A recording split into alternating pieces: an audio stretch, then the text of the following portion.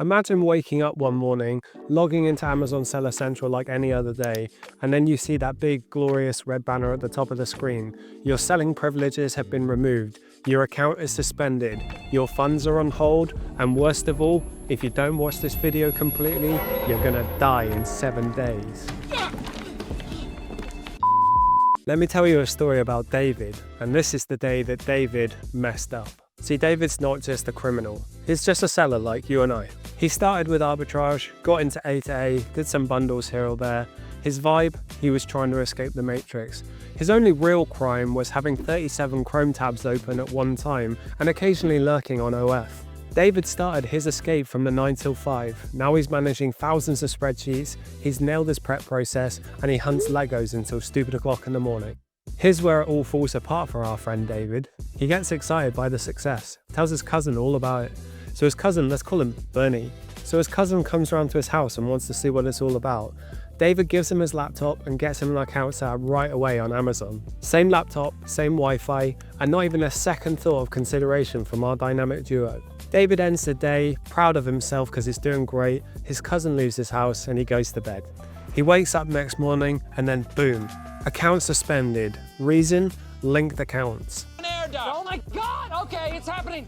Everybody stay calm. To add insult to injury, David also had a couple of products that were flagged for A2A purchasing. So you tell me, wise viewer, what do you think David did wrong? Oh wait.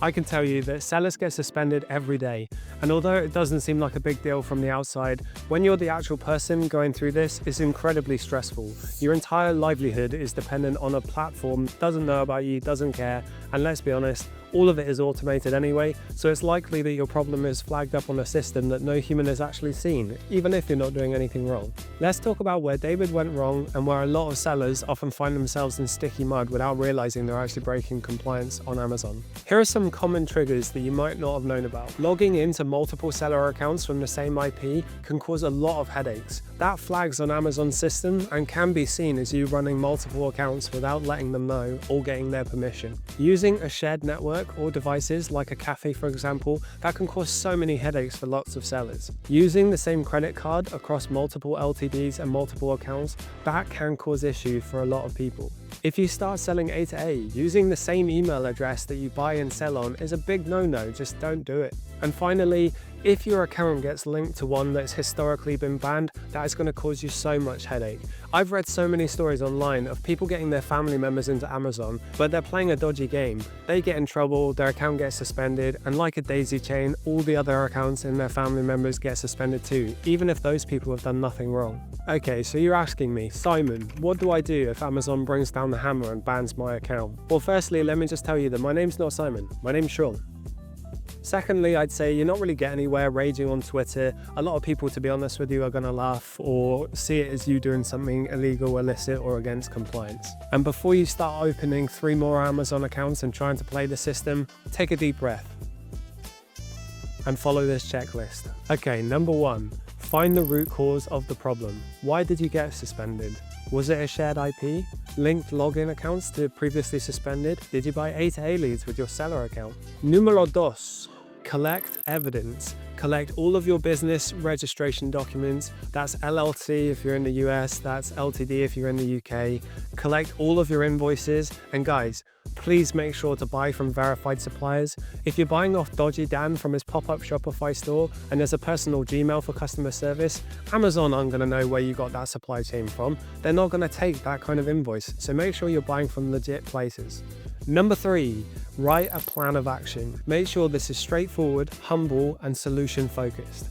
And finally, number 4, appeal carefully. Don't throw emotion in there, don't fluff it out, just cold hard facts. And remember, Amazon want to see that you're being compliant and they want to see that if you've made a mistake, you've learned from it. This is going to be one of those times where maybe a real human is actually going to look at your appeal and you don't want to give them a hard time. They've got very limited time to review. But let's be honest, I think at this point, AI is doing a lot of it and it's not doing the best job. So cold hard facts that are direct is going to help you out a lot. Dear Amazon, I swear I've changed. So I bet you're wondering, what happened to David here? Well, I can reassure you, David got his account back, but he didn't get it back until he received help.